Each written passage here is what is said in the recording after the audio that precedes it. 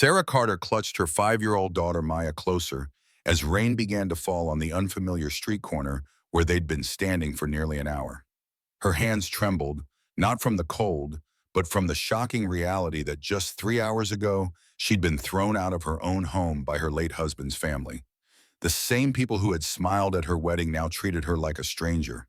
She had nowhere to go, no money beyond the 43 in her pocket, and a daughter who kept asking when they could go back inside. The weight of her wedding ring felt suddenly heavy, a reminder of promises made and broken. Sarah glanced down at Maya's confused face, those innocent eyes still trusting her mother to make everything right again. Maya's voice was small against the growing storm. "Where are we going, Mommy?" Sarah swallowed the lump in her throat, forcing strength into her voice she didn't feel. "We're going on an adventure, sweetheart. Remember how I told you about Great-Grandpa William's old house? We're going to stay there for a while." Maya's brow furrowed, processing this unexpected change while raindrops gathered on her eyelashes. "Will Grandma Eleanor be there too?" The question pierced Sarah's heart like a shard of ice. The image of Eleanor Carter's cold face as she stood in the doorway just hours before, arms crossed and voice dripping with contempt, flashed through her mind. Behind Eleanor had stood Victor and Natalie, Michael's brother and sister-in-law, their expressions equally unyielding. 2 years of barely concealed resentment had finally boiled over into this cruel eviction. Sarah's thoughts drifted to Michael's last days. The hospital room had smelled of antiseptic and despair as the heart condition no one had detected slowly drained the life from her 32-year-old husband. Michael's voice had been barely above a whisper when he'd squeezed her hand that final evening, his once vibrant eyes clouded with pain and urgency. "If my mother ever turns on you, Sarah, find James Morgan. He knows things about my family, things they don't think he knows. Promise me." But in her grief and the chaos that followed, she'd pushed that cryptic warning aside, believing Eleanor's initial kindness was genuine. Rain began to fall harder now, pelting the thin fabric of Sarah's jacket. She'd managed to grab only one suitcase of clothes and Maya's favorite stuffed rabbit before Victor had practically shoved them out the door. 2 years of life reduced to what could be carried in two hands. The sound of the door slamming behind them still echoed in her mind, punctuated by Natalie's dismissive laugh through the window. The humiliation burned hotter than any fever. Sarah shifted the heavy suitcase to her other hand and pulled her phone from her pocket. Only 20% battery left and no charger, another necessity forgotten in the rush to leave. She scrolled through contacts, finger hovering over James Morgan's name. Michael's best friend and colleague had attended the funeral but gradually disappeared from their lives as Eleanor's control tightened. What would she even say to him after all this time? Her pride resisted the idea of begging for help, especially when she had no way to know if his loyalty remained with the powerful Carter family. Instead, Sarah called for a taxi, using precious dollars she couldn't afford to spend. As they waited, her mind turned to her grandfather's old farmhouse, a property she'd visited only once as a child, some 7 miles outside the town of Oak Ridge. Her mother had inherited it but never did anything with the place, considering it worthless. When her mother passed 5 years ago, the property had transferred to Sarah, though she'd never even thought to visit. The taxes were minimal, and selling seemed more trouble than it was worth. Now that forgotten house represented their only hope for shelter. The taxi driver gave them a skeptical look when she gave the address. "Mitchell Place? Out by Copper Creek? Lady, that's way out in the sticks, and nobody's lived there for decades." Despite his doubts, her money was good enough. The drive took 20 minutes through increasingly rural landscape. Fields gave way to forest, streetlights disappeared, and darkness became absolute except for the taxi's headlights cutting through the rain. When they finally pulled up to the property, Sarah's heart sank. The farmhouse looked worse than she remembered. The white paint had long since peeled away, leaving bare wood that had grayed with age and weather. The porch sagged dangerously in the middle, several steps were missing entirely, and the windows were either boarded up or broken. Vines had taken over one entire side of the structure, crawling up toward the collapsed remains of what had once been a chimney. The roof showed obvious gaps where shingles had blown away, and the whole structure leaned slightly to one side as if it might topple over in a strong wind. The surrounding land was a jungle of weeds, wild shrubs, and small trees that had sprouted and grown unchecked for decades. The taxi driver whistled low. You sure about this, lady? Place looks condemned. Sarah paid him with most of her remaining cash and stepped out into the rain with Maya in her arms.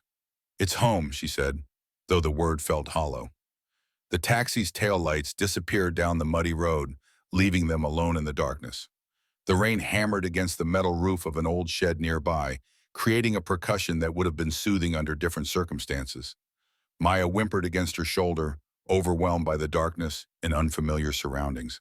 I'm scared, Mommy. Can we go back to Grandma's? Sarah pressed a kiss to her daughter's damp hair, forcing confidence into her voice. This place just needs some love, baby. It belonged to my grandfather. That makes it our house now. Life had taught Sarah one brutal lesson already today. You can only count on what's truly yours. She carried their bags up the treacherous porch steps, testing each board before putting her full weight on it. The front door was locked, but the wood around the lock was so rotted that one good shove broke it free. The door swung open with a horror movie creak, and Sarah fumbled for her phone's flashlight. The interior was both better and worse than she expected. Better because the roof seemed mostly intact in the main living area. Worse because decades of dust, cobwebs, and mouse droppings covered every surface. Furniture remained where her grandfather had left it, now draped in sheets gray with grime. The air smelled of mold, decay, and abandonment. Maya clung to her mother's neck, too frightened to even cry. Sarah felt tears of despair threatening but forced them back. She couldn't afford to break down, not when her daughter needed her to be strong. She explored cautiously with her phone light, checking room by room. The kitchen still had running water, though it came out rust brown at first. The electricity was long since disconnected. There was an old wood stove in what had been the living room, and blessedly, a stack of ancient but dry firewood remained beside it. Sarah had never started a fire before, but she'd watched enough survival shows to have a general idea. After several failed attempts and one minor burn on her thumb, she got a small fire going. The warmth was immediate and glorious. She found some old blankets in a cedar chest upstairs, shook them out thoroughly, and made a nest for Maya near the fire. Her daughter had stopped asking questions, had retreated into that quiet space children go when the world becomes too overwhelming. Sarah held her close, singing soft lullabies until Maya's breathing deepened into sleep. Only then did Sarah allow herself to feel the full weight of what had happened. She'd lost her home. Her husband's family had betrayed her. She was essentially homeless with a young child depending on her. The unfairness of it all pressed down on her chest until she could barely breathe. But even as despair threatened to drown her, something else stirred inside Sarah. Anger, a fierce, burning determination that surprised her with its intensity. Eleanor, Victor, and Natalie had treated her like garbage, like she was worthless and disposable. They thought they'd destroyed her by throwing her out. They expected her to fail, to come crawling back, begging for their help. Sarah stared into the flames, her jaw set. She would survive this. She would build something from nothing. She would prove that she was stronger than they'd ever imagined. Sometimes the most powerful thing you can do is simply refuse to break. The next morning arrived gray and damp. Sarah woke with her back aching from sleeping on the floor and her mind already racing with 1,000 problems she needed to solve. First priority was making the house livable. She needed to clean, needed to get electricity turned on somehow, needed to find work that could support them. She had maybe $15 left. Her phone battery was at 10% with no way to charge it. She was 7 miles from town with no transportation. The situation felt impossible. She made a game of the cleaning for Maya's sake, calling it their grand adventure in the magical old house. They swept and scrubbed, opened windows to air out the stale smell, pulled down curtains that disintegrated at the touch. In the light of day, the house looked slightly less horrifying. The bones of it were solid, the walls straight despite their surface damage. The wood floors, once cleaned, showed beautiful grain. This had been a well-built house in its time, constructed with care and quality materials. It just needed love and attention it hadn't received in 25 years. In the kitchen, Sarah found canned goods in the pantry, some dating back to the 1980s. Most were rusted or swollen, clearly spoiled, but a few seemed intact. She found an old can of beans and a can of soup that looked safe enough. They weren't ideal, but they would keep hunger at bay for today. She heated them over the wood stove and she and Maya ate their makeshift meal sitting on the porch steps in the watery sunshine that had finally broken through the clouds. The property revealed itself more fully in daylight. Beyond the overgrown yard, Sarah could see what had once been a vegetable garden, now wild but still showing signs of old beds and pathways. There was the shed she'd heard in the night, which turned out to contain old tools, some still usable. Further back stood a small barn, leaning but standing, probably full of mice and raccoons but potentially useful. The land rolled gently down toward a small creek she could hear, but not quite see, through the vegetation. It was beautiful in a wild, forgotten way. She could imagine what it had been like when her grandfather was alive, when the house stood proud and white, when gardens bloomed and the porch held rocking chairs. The sound of approaching footsteps jerked Sarah from her reverie. Her body tensed, instantly alert to danger. A tall, broad-shouldered man with a white beard is walking up the overgrown path toward the house, a hunting rifle cradled in his arms. Sarah pushed Maya behind her, heart hammering against her ribs. The man stopped at the bottom of the porch steps, studying them with piercing blue eyes beneath bushy white eyebrows. He had to be at least 70, but his posture remained straight, shoulders squared like someone used to authority. The rifle, while not pointed directly at them, remained a clear reminder of their vulnerability. "This is private property." His voice was gravelly, each word deliberate. "Mitchell Place has been abandoned for decades." Sarah straightened her spine, one hand still protective on Maya's shoulder. "I'm Sarah Carter. William Mitchell was my grandfather. I inherited this property from my mother." The man's eyes narrowed, assessing the truth of her statement. "Prove it." Sarah hesitated, then pulled out her wallet, extracting her driver's license. She held it out, keeping Maya safely behind her. The man stepped forward, examined the ID, then looked back at Sarah's face, comparing. Something shifted in his expression. Not quite softening, but a subtle recalibration. "Ann Mitchell's daughter?" "Yes." "Did you know my mother?" The man finally lowered the rifle completely, resting its butt against the ground. "I knew your grandfather better. William and I were friends for 50 years. He extended a weathered hand. "George Wilson. My property borders yours to the west. Been watching this place fall apart since William died." The tension drained from Sarah's shoulders as she accepted the handshake, his palm rough with calluses. "It's not in great shape."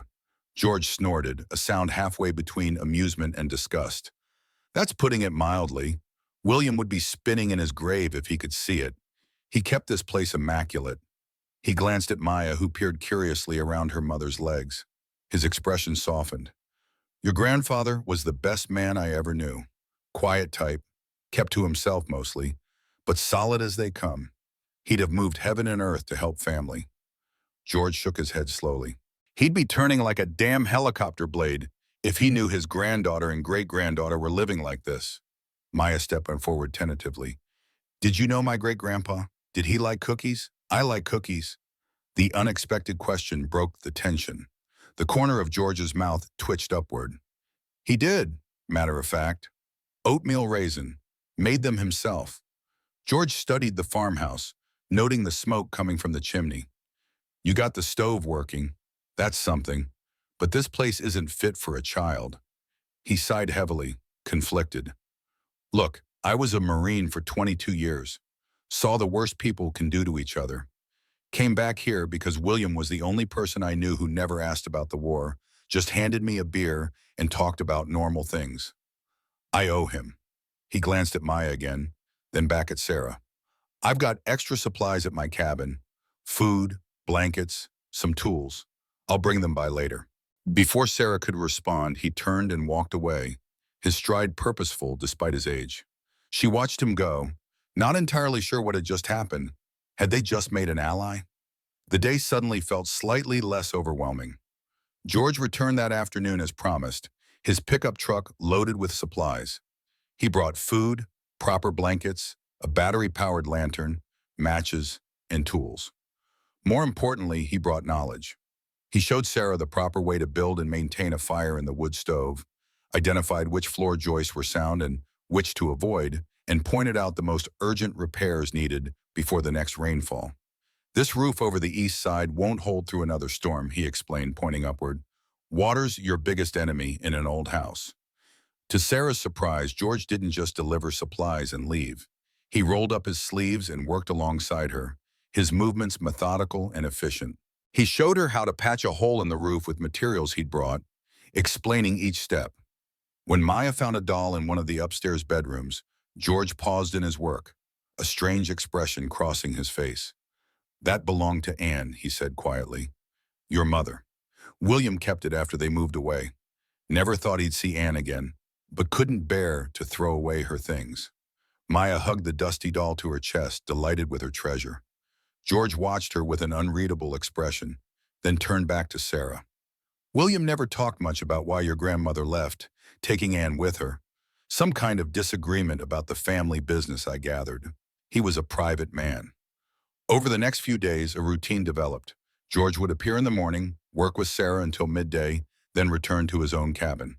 He taught Sarah basic carpentry, how to identify what was salvageable in the house and what needed replacing. He showed her which wild plants were edible around the property and which stream pools held the best fish. Maya followed him like a shadow, asking endless questions that he answered with surprising patience. With George's help, Sarah managed to make one bedroom and the kitchen reasonably habitable. But she knew they needed more than just shelter. She needed income, and Maya needed to start school. Using the last of her phone battery, she researched the local elementary school and bus routes. The nearest pickup point was a mile down the road, walkable though challenging for a 5-year-old's legs. After a week of intense cleaning and basic repairs, Sarah knew she had to venture into town to look for work. With no car and no money for taxis, her options were limited. George offered his old bicycle, a rusted contraption that had seen better days but remained functional. "It's 7 miles to town," he warned, "mostly downhill going there, which means uphill coming back." Sarah accepted the bike gratefully. The ride into Oak Ridge took nearly an hour, leaving her legs burning and lungs heaving. The town itself was small, a main street lined with brick buildings that had seen their heyday decades ago.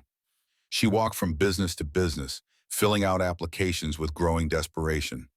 The responses were consistently discouraging. "The Mitchell place? That's way too far out. You'd never make it in for early shifts." "No reliable transportation? I need someone who can cover any shift." "We're looking for someone with more experience in retail." By mid-afternoon, Sarah's hope was fading. She sat on a bench outside a small diner called Frank's Place, counting the few dollars left in her wallet and calculating how much food they could buy. The smell of cooking food from the diner made her stomach growl painfully. She'd skipped lunch to save money. The diner's door swung open, and a heavy-set man in his 50s stepped out, wiping his hands on a stained apron. He eyed Sarah sitting there, noting her defeated posture. "You've been sitting out here for 20 minutes. You coming in or just admiring the view?" Sarah looked up, startled. I I was just resting." The man, presumably Frank, studied her with shrewd eyes. "You're the one who's been going door to door all day. Heard about you already." In a small town like Oak Ridge, news traveled fast. Sarah straightened her shoulders, summoning her dignity. "I'm looking for work." Frank leaned against the doorframe, arms crossed. "Got experience waiting tables?" "I worked through college as a waitress, but that was years ago, before Maya, my daughter, was born." Frank grunted, considering. "My afternoon server just quit, moved to Billings with her boyfriend. Got nobody for the dinner shift." He glanced at Sarah's bicycle chained to a nearby rack. "You seriously ride that thing from the Mitchell place?" "Yes, sir." Frank shook his head, impressed despite himself. "Crazy. That's dedication. I'll give you that."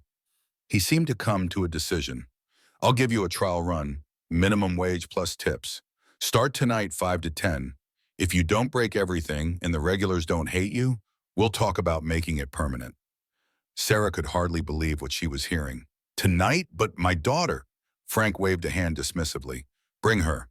She can do homework in the back booth. Just keep her out of the kitchen." He turned to go back inside, then paused. "What's your name again?" "Sarah. Sarah Carter."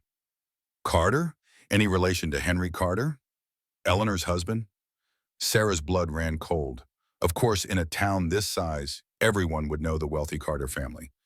He was my father-in-law. My husband, Michael, passed away 2 years ago." Frank's eyebrows rose. "Eleanor's boy? Damn." He studied her with new interest. Heard he died young. Heart problem, wasn't it? When Sarah nodded, Frank continued. So you've been living with the Carters since then? What made you move out to that old wreck? The humiliation of her situation made Sarah's cheeks burn. How could she explain that her in-laws had thrown her and her daughter onto the street? But before she could formulate a response, Frank seemed to read something in her expression. Ah, Eleanor being Eleanor. He nodded knowingly. That woman could freeze fire. He straightened up, decision apparently made. 5 o'clock. Don't be late. And there's a church food pantry 3 blocks down. Ask for Ruth. Tell her Frank sent you. She'll help you out, no questions asked. Frank disappeared back into the diner, leaving Sarah standing there, tears of relief threatening to spill. She had a job. It wasn't much, but it was a start. Following Frank's directions, Sarah found the food pantry located in the basement of a small Methodist church. Ruth Thompson turned out to be a slender woman in her 60s with salt and pepper hair and kind eyes that crinkled at the corners. True to Frank's word, she loaded Sarah up with essentials, canned goods, rice, pasta, cereal, some fresh produce, and even a few treats for Maya without prying into her situation. As Ruth helped carry the bags out to Sarah's bicycle, she paused.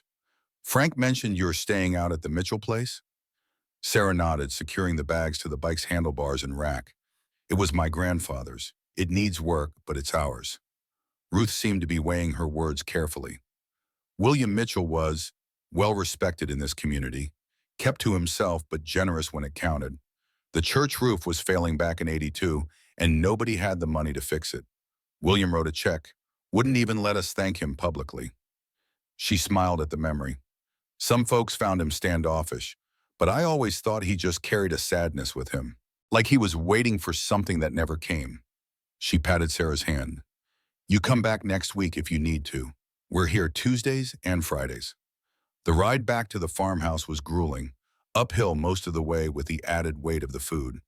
Sarah arrived exhausted, her legs shaking, but triumphant. She had food for at least a week, the promise of a gym and a growing network of people who seemed willing to help.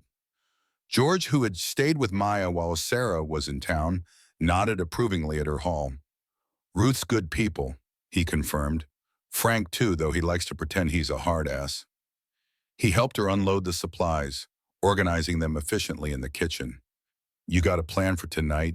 Your shift? Sarah explained her intention to bring Maya with her, relief evident in her voice. George considered this, then shook his head. Leave her with me. I'll bring her to the diner when you're done. Sarah hesitated, reluctant to impose further. You've already done so much. George cut her off with a wave. William would have wanted me to help. Besides, I was a drill sergeant for 12 years. One little girl doesn't scare me. He glanced at Maya, who was already showing him her new doll. We'll be fine. Now go get cleaned up. First impressions matter in a small town. Sarah's first shift at Frank's place was simultaneously exhausting and exhilarating. The diner was busier than she'd expected, serving as the social hub of Oak Ridge.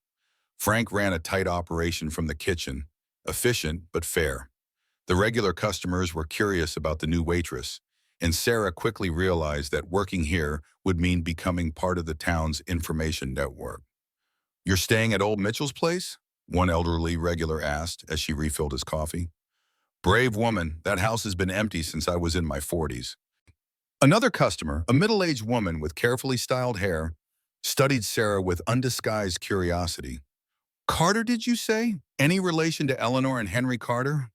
Sarah kept her responses polite but brief, unwilling to become the subject of town gossip. By the end of her shift, her feet ached and her head spun with new names and faces, but her apron pocket held nearly $40 in tips, more money than she'd had that morning. Frank counted out her wages in cash, adding an extra 20.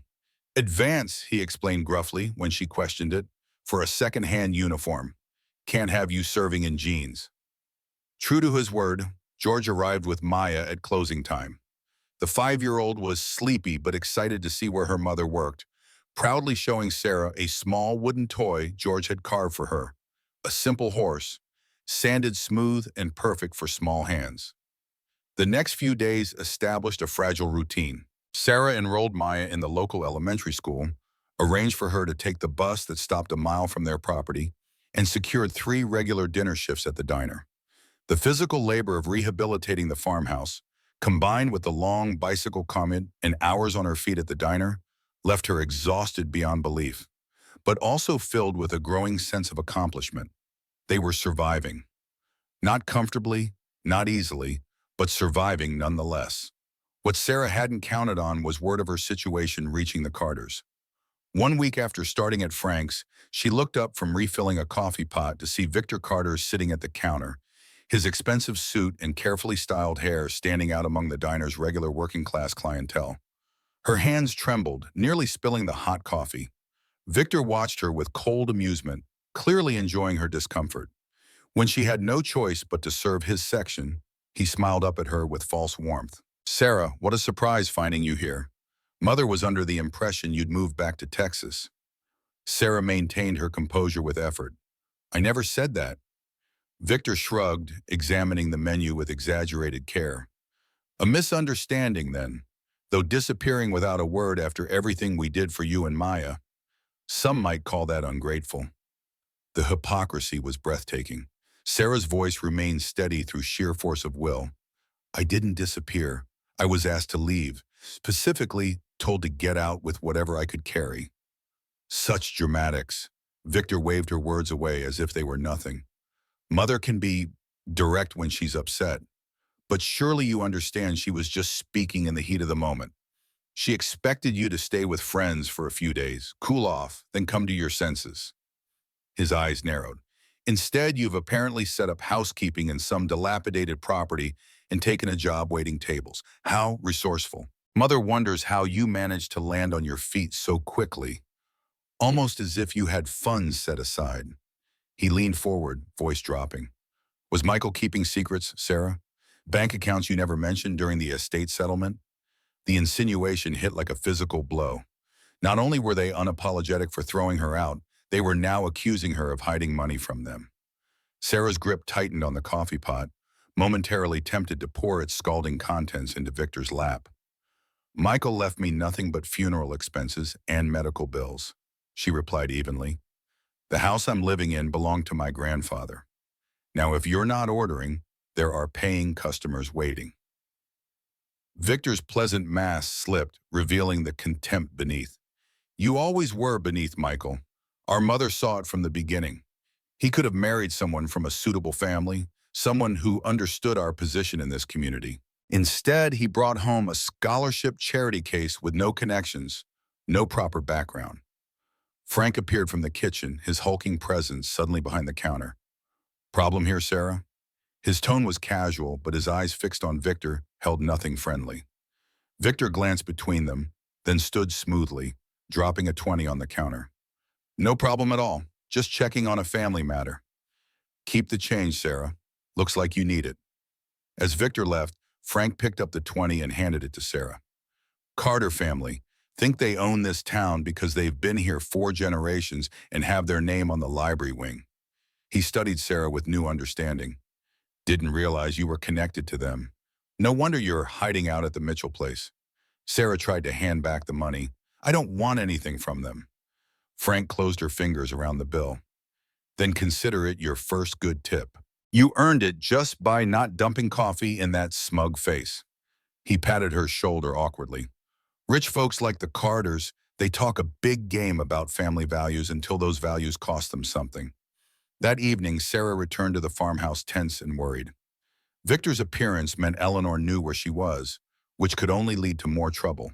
The Carter family had significant influence in Oak Ridge.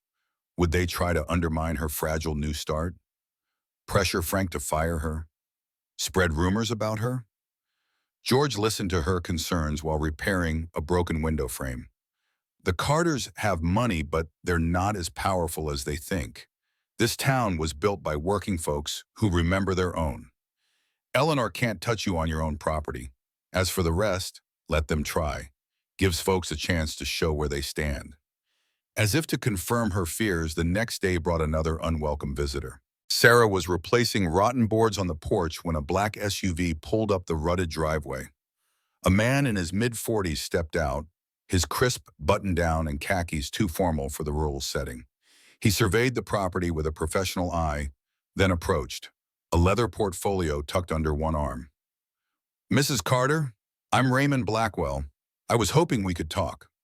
He produced a business card identifying him as a private investigator. Sarah crossed her arms, remaining on the porch. "Hired by Eleanor, I assume?" Blackwell didn't deny it. "Mrs. Carter Sr. is concerned about her granddaughter's living conditions. She's asked me to assess the situation." His gaze swept over the house, taking in the partially repaired roof, the stacked lumber, the tools scattered across the porch.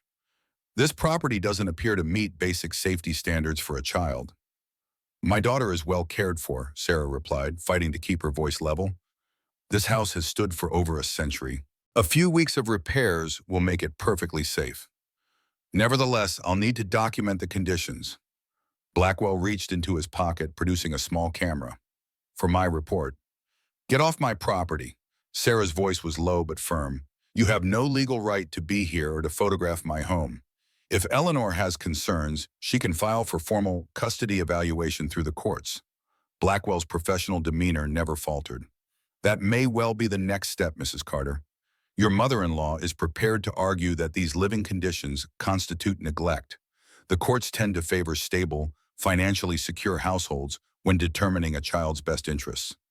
The threat hung in the air between them, clear and chilling. Eleanor was laying groundwork to take Maya away. The realization sent ice through Sarah's veins, but she maintained her composure. "Please leave now, or I'll call the sheriff and report you for trespassing." Blackwell returned to his vehicle without argument, but his message had been delivered. The Carters were not finished with her. After he left, Sarah sank onto the porch steps, hands shaking. The idea of losing Maya was unthinkable, but how could she fight the Carters' money and influence? The improvements to the house would take months with her limited resources, and Eleanor could file for emergency custody at any time. The roar of an approaching truck interrupted her spiraling thoughts. George's pickup appeared, followed by another vehicle, a modest sedan with a familiar figure behind the wheel. Sarah stood, shading her eyes against the afternoon sun, hardly believing what she was seeing. James Morgan, Michael's best friend, climbed out of the car, looking around with visible surprise. George nodded a greeting to Sarah. "Found this fella asking around town about you. Said he's a friend of your husband's. Figured I'd bring him out here myself. Make sure he's on the level." James approached hesitantly, taking in Sarah's work clothes, the tools, the partially repaired farmhouse. He looked different than Sarah remembered. His dark hair longer, his face leaner, but his eyes still held the same warmth. "Sarah, my God, I've been looking everywhere for you. Eleanor told me you'd moved to Texas to be with family." The familiar voice unlocked something in Sarah, and tears she'd been holding back for weeks suddenly threatened. She blinked hard, refusing to break now. "As you can see, I'm still in Montana." James ran a hand through his hair, visibly distressed. "I should have known she was lying. When I couldn't reach you by phone, couldn't find any forwarding address. I've been trying to contact you for 2 weeks. My phone died, no electricity here to charge it." James glanced at George, who was unloading lumber from his truck with pointed nonchalance, then back to Sarah. "Can we talk? Privately?" Sarah led James inside, acutely aware of the house's condition despite the progress she'd made. James took it all in, the bare necessities arranged around the wood stove, the piles of construction materials, the single working lamp powered by a battery George had rigged up. "Michael told me to find you if anything happened," James said quietly. "He made me promise to look out for you and Maya. Then you disappeared, and I failed him." "You didn't fail anyone. Eleanor decided I'd outstayed my welcome." Sarah couldn't keep the bitterness from her voice. 2 years of cooking, cleaning, and caring for Henry, and they threw us out like garbage. James's expression hardened. "I was afraid of something like this. That's why Michael asked me to hold on to some papers for him. Information about the family business. Things he thought might protect you." He hesitated. "There's money too, Sarah. Not a fortune, but enough to help. Michael kept an account Eleanor doesn't know about." The revelation stunned Sarah. "Why wouldn't he tell me about it?" "He was trying to protect you. The less you knew, the less Eleanor could accuse you of manipulating him." James glanced around the sparse room. I can have the funds transferred to you by tomorrow. It won't solve everything, but it'll help with repairs. Maybe a used car. Sarah's pride warred with practicality. The money was Michael's gift to them, his final act of protection. Refusing it would only hurt Maya. Thank you for keeping your promise to him. That evening, after Maya was asleep and James had departed with promises to return, Sarah sat on the porch with George, watching fireflies dance across the overgrown field. The day's events had left her emotionally drained but oddly hopeful. She had allies now, not just George's gruff support, but James's connection to Michael and resources that could make a real difference. Your husband's friend seems decent enough, George commented, whittling another small animal for Maya. Marine Corps insignia on his keychain makes him automatically less stupid than the average person. Sarah smiled despite herself. He was Michael's friend since college. Best man at our wedding. Eleanor never approved of him either. Said he wasn't from the right sort of family. George snorted. Eleanor Carter wouldn't recognize the right sort if they saved her from drowning. He paused in his whittling, expression growing serious. That PI showing up means trouble. Eleanor's the type to use that grandchild as a weapon against you.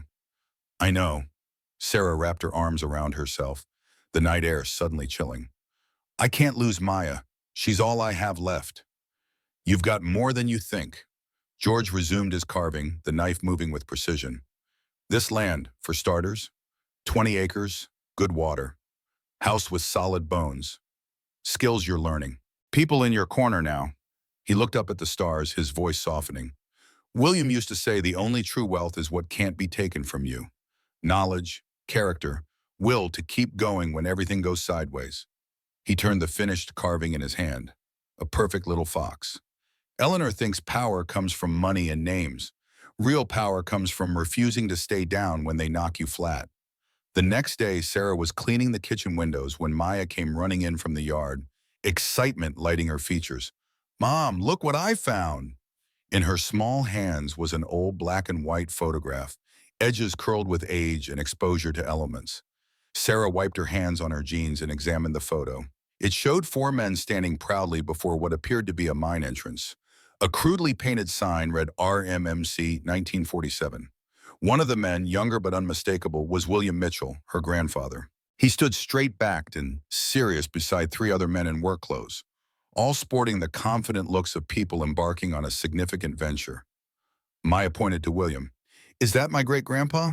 He looks like the man in the pictures Grandma has of Daddy. Sarah stared at the photograph, tracing her grandfather's features. There was indeed a resemblance to Michael that she'd never noticed before. Something in the set of the jaw, the direct gaze. Yes, that's him. Where did you find this? Under the big tree by the fence. It was in the grass. Maya studied the picture. What's RMMC? Is that like ABC? I'm not sure, sweetie. Sarah turned the photograph over. Written in faded ink on the back were the words RMMC 1947, the beginning. The handwriting was precise, formal, presumably her grandfather's. When George arrived later that day, Sarah showed him the photograph. His reaction was unexpected, a sharp intake of breath, followed by an extended silence as he studied the image. You know what RMMC stands for? Sarah prompted. Rocky Mountain Mining Consortium. George's voice was oddly constrained. Started as a small operation, grew into something bigger, from what I understand. William never talked much about it, though I knew he'd done some mining work in his younger days. He handed the photograph back, his expression unreadable. Where'd you find this?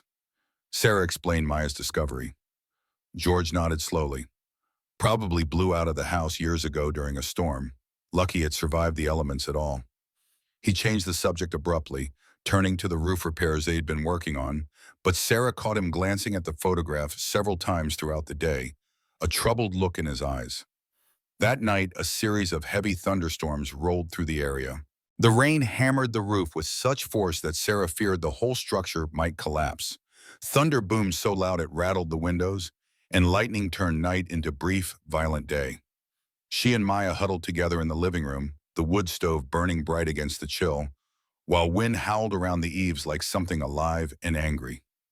During a particularly loud crack of thunder that seemed to shake the very foundations, Sarah heard something else, a groaning, creaking noise from below, followed by a crash.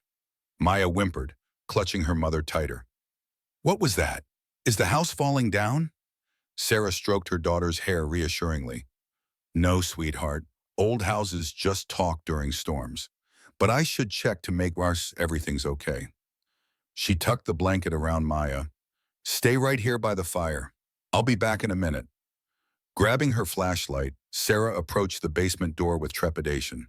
She'd avoided the basement since their arrival, having only briefly explored it once, and found nothing but old furniture and junk on a dirt floor that felt unstable underfoot. The smell hit her first, even mustier than before, damp and earthy and old. She descended the rickety wooden stairs carefully, her flashlight beam cutting through darkness thick as velvet. The storm had apparently caused some kind of shift in the basement. An old shelf had fallen over, spilling ancient paint cans, rusty tools, and rotted cardboard boxes across the floor. But more significantly, part of the brick wall looked different. Sarah moved closer, her light revealing what she'd missed on her first cursory visit months ago. A section of the wall, maybe 3 feet wide and 4 feet tall, had separated from the rest. The bricks there had always been looser, she realized, held in place by nothing but time and luck. The storm's vibrations had finally dislodged them enough to reveal a gap, a space behind the wall that shouldn't exist. Sarah's heart began to pound. She knew she should wait until daylight, should maybe call George, but curiosity drove her forward. She set down her flashlight to provide ambient light and carefully began removing bricks. They came away easily, the mortar having turned to dust decades ago. Within minutes, she'd created an opening large enough to shine her light through. The beam illuminated a small room, maybe 6 feet by 8 feet, entirely hidden behind the false wall.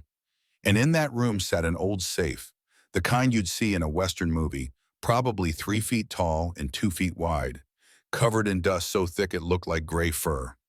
Sarah's hands shook as she climbed through the opening.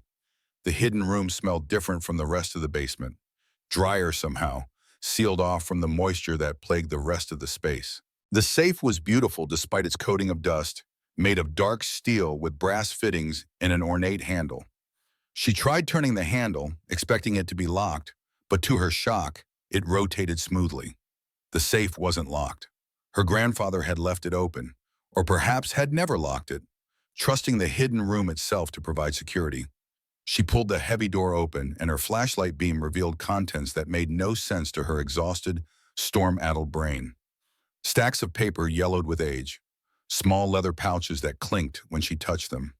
More papers, documents with official-looking seals, a ledger book with a cracked leather cover, and everywhere, scattered among everything else, what looked like coins, though heavier and more substantial than any modern currency. Sarah's hands trembled as she reached in and pulled out one of the leather pouches. She loosened the drawstring and poured its contents into her palm. Gold coins tumbled out, gleaming dully in her flashlight beam. Despite decades hidden in darkness, they maintained their luster. She stared at them, not quite processing what she was seeing. They looked old, stamped with dates from the late 1800s and early 1900s. They felt real, heavy, valuable in a way that made her breath catch. A small voice from the basement stairs interrupted her trance. "Mommy, are you okay? I got scared." Sarah quickly gathered the coins back into the pouch, her mind racing.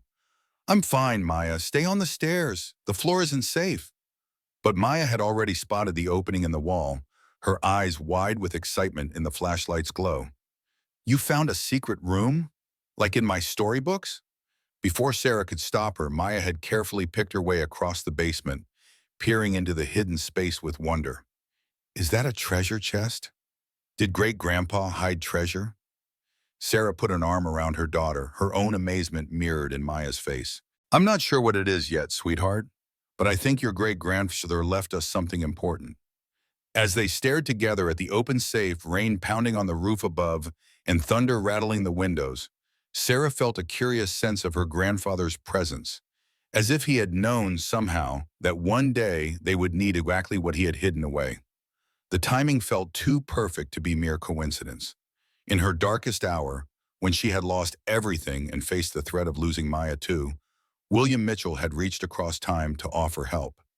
"Do you think there's enough treasure to fix our house?" Maya whispered, leaning against her mother's side. Sarah tightened her arm around her daughter's shoulders, staring at the wealth of papers and coins. "I think, sweetheart, there might be enough to do a whole lot more than that." The next morning dawned with unexpected clarity after the storm's fury. Sarah examined the safe's contents more methodically, spreading everything across the kitchen table while Maya slept. Gold coins, 63 of them, each gleaming with history, lay in neat rows beside stacks of yellow documents. Her fingers traced over stock certificates issued to Robert William Mitchell, each bearing the logo of Rocky Mountain Mining Consortium. The dates range from 1946 through 1963, representing thousands of shares. She thumbed through a leather-bound ledger, its pages filled with precise handwriting, expenditures, investments, dividend records, numbers that seemed substantial, even accounting for decades of inflation. The enormity of what she might have discovered left Sarah lightheaded. This wasn't just loose change and mementos.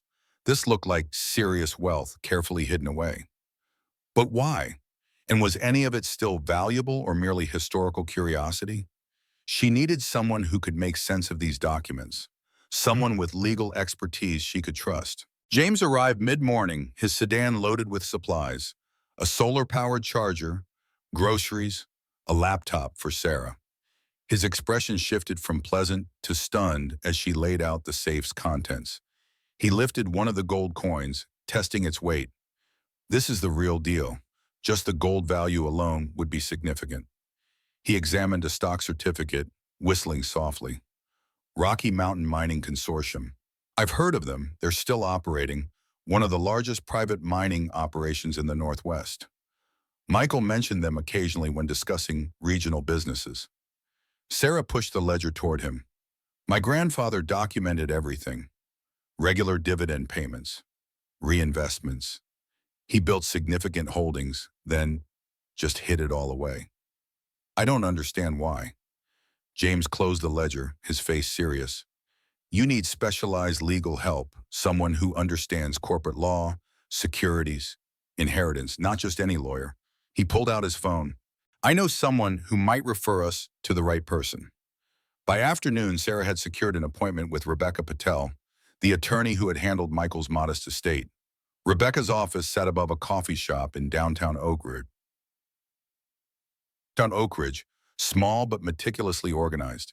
She welcomed Sarah warmly, her professional demeanor softening at the sight of the exhaustion etched on her former client's face. When Sarah explained her current situation and laid out selected documents from the safe, Rebecca's eyebrows rose incrementally with each new detail. Rebecca examined the stock certificates under a desk lamp, her fingers gentle with the aging paper. "These appear authentic, though I'm not qualified to assess their current value. Rocky Mountain Mining has undergone several transformations since these were issued. Mergers, restructuring, possible stock splits." She looked up, meeting Sarah's anxious gaze. "I need to bring in a specialist, someone who understands corporate law and securities. This is well beyond my expertise in family law." Sarah nodded, her stomach nodding with both hope and apprehension. "Can I trust them?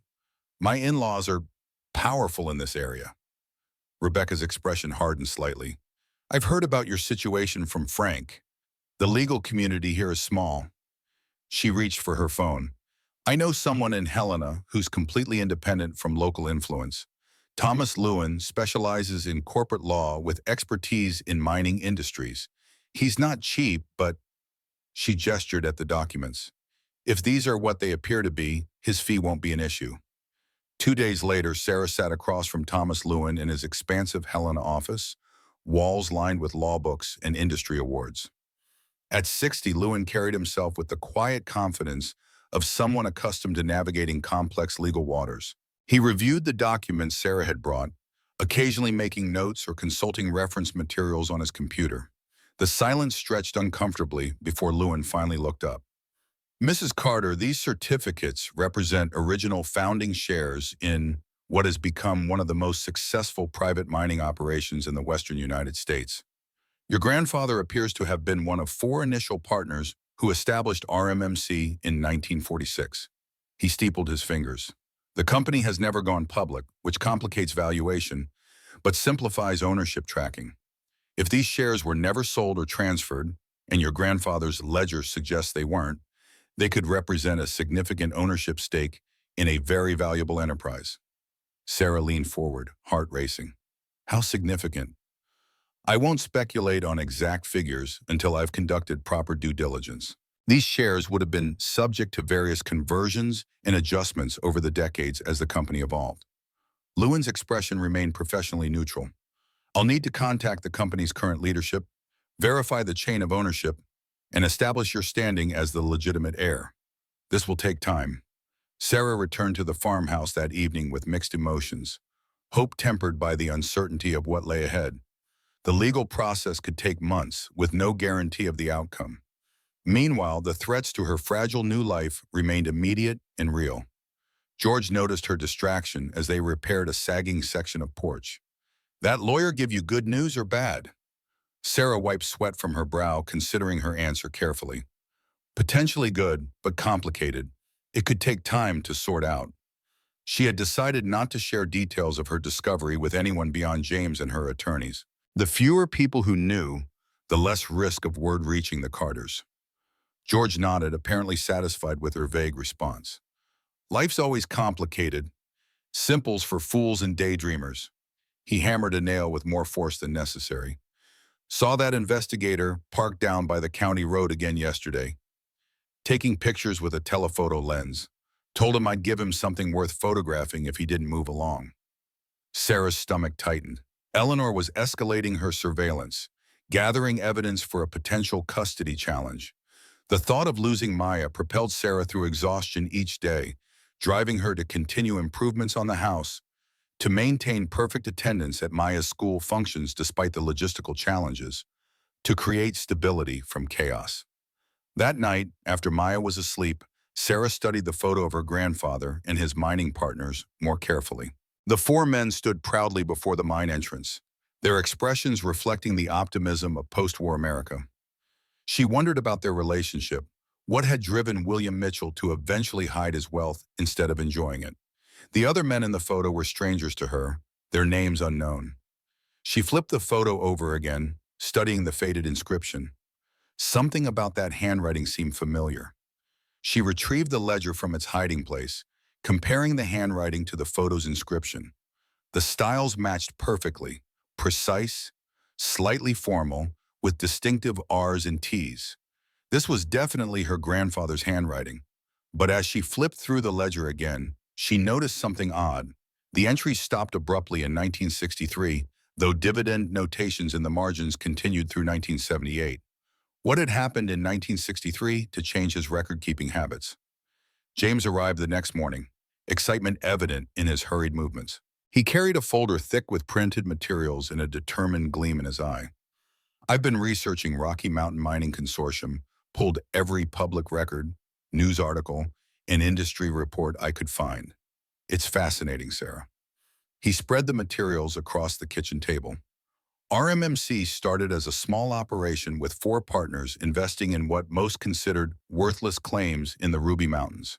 Within 3 years, they hit major gold and copper deposits. By the 1950s, they were expanding throughout Montana and into Wyoming. Sarah examined a newspaper clipping from 1952 showing 3 men in suits at a company expansion announcement. Her grandfather was noticeably absent. William isn't in this picture. James nodded. That's where it gets interesting. By the early 1950s, public mentions of William Mitchell in connection with RMMC disappear. The company continued growing, becoming increasingly valuable, but your grandfather seems to have stepped back from public involvement. He pointed to another article from 1963, the same year the ledger entries stopped. There was some kind of internal dispute that year. Nothing specific in public records, but industry publications mention restructuring of leadership and realignment of founding interest. Sarah considered this new information. Something happened in 1963 that made my grandfather retreat from the company, at least publicly, and start hiding his assets. She paused, a realization forming. That's also around when my mother would have been a teenager. Their research was interrupted by the sound of breaking glass from upstairs. Sarah froze, then rushed toward the stairs, James close behind. In Maya's bedroom, a rock lay amid scattered glass on the floor, apparently thrown through the window. Attached to the rock was a note, the message crude but clear. Unfit mother. Leave town. James's expression darkened as he examined the broken window. Eleanor wouldn't stoop to this. Must be someone else, maybe that investigator going beyond his instructions. Sarah carefully folded the note, hands trembling with anger more than fear. They're escalating. First surveillance, now intimidation. She closed her eyes briefly, centering herself. I won't be scared away from what's mine. That evening, Sarah asked George to stay with Maya while she worked her shift at Frank's. The diner was unusually busy, a steady stream of customers keeping her moving constantly between tables. Near closing time, the bell above the door jangled as Raymond Blackwell entered, seating himself deliberately in Sarah's section. Her spine stiffened as she approached his table, coffee pot in hand. Blackwell smiled without warmth. Mrs. Carter, we need to talk. He glanced pointedly around the diner. Privately would be better, but here will do if necessary. Sarah set the coffee pot down with deliberate care. I have nothing to say to you. Perhaps you'll listen then. Mrs. Carter, the elder Mrs. Carter, has authorized me to present an offer. He kept his voice low for her ears only. She's prepared to provide financial assistance, a monthly stipend, help with decent housing in town, educational funds for Maya. All she asks is regular visitation with her granddaughter and your discretion regarding certain family matters. The offer hung between them, tempting in its practicality. Financial security, proper housing, peace, but at the cost of Eleanor's control over their lives. Sarah imagined the strings that would come attached, the slow tightening of Eleanor's grip.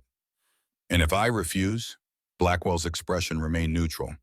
Then Mrs. Carter will proceed with a formal petition for custodial rights. She has documented concerns about Maya's living conditions, your work schedule, lack of proper supervision. The courts tend to consider a child's best interests above all else. Frank emerged from the kitchen, his bulk creating an immediate presence beside Sarah. Everything okay here? His tone carried a clear warning. Blackwell smiled pleasantly. Just catching up with Mrs. Carter. I was about to leave. He stood, placing cash on the table. Consider the offer, Sarah. Some battles aren't worth the cost of fighting. After Blackwell left, Frank studied Sarah's pale face. That the PI who's been hassling you? Want me to have a word with Sheriff Davis about harassment? Sarah shook her head, still processing the implicit threat in Blackwell's offer. It would only escalate things. I need to handle this carefully. 3 days later, Thomas Lewin called with unexpected news. He had made preliminary contact with RMMC's current leadership, presenting the certificates without initially revealing Sarah's identity. Their reaction had been immediate and intense, a request for an urgent meeting at their Helena headquarters.